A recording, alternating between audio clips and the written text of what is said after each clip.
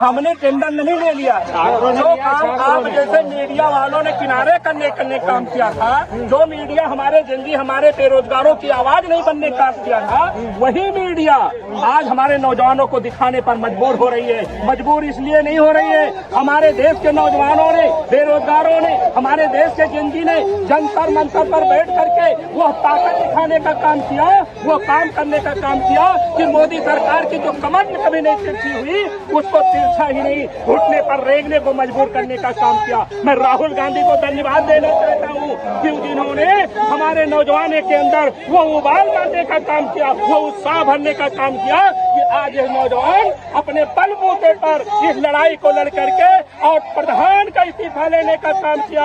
आने वाले समय में मोदी भी जाएगा, शाह भी जाएगी और सरकार भी जाएगी और राज हमारे इन नौजवानों का आने वाला है। ये कह लीजिए कि रोजगार का आने वाला है, नौकरियों का आने वाला है, इलाहाबादियों का आने वाला है। जो आदमी सिंहासन इसलिए खाली करना पड़ेगा जो नौजवानों को रोजगार नहीं दे सकता तो कुर्सी पर बैठने का कोई अधिकार नहीं है।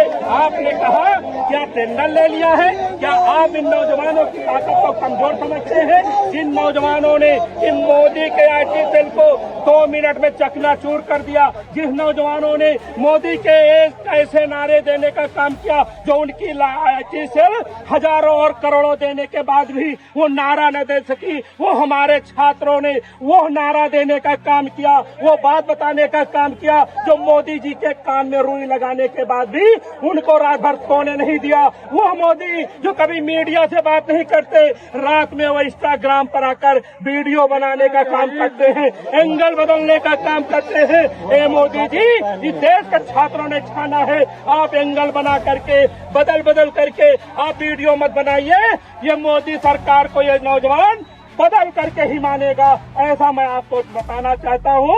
और आपको ये भी अवगत करा दूं, आप जैसे मीडिया वाले जो हमारे नौजवानों की ताकत को नहीं समझ पाए, अगर जो उनकी अपनी ताकत को देखना था तो कह देते गोटी मीडिया से चले जाए जंतर मंतर, चले जाते वहाँ पर रिपोर्टिंग करने। उनकी हैसियत नहीं थी कि बच्चों के सामने जवाब सवाल करने, क्योंकि बच्चों ने अभी देश को अपने मुट्ठी में ले लिया है और उसकी देन कोई और नहीं हमारे नेता माननीय राहुल गांधी है। और मेरी बात आप सुनिए, इसी देश, इसी मिट्टी, इसी वतन को आजाद कराने के लिए जब इन जैसे नौजवानों ने अपने प्राणों की आहुति दी, सीने पर गोलियां खाई, आप उसको कहोगे एक जवानी में चला गया?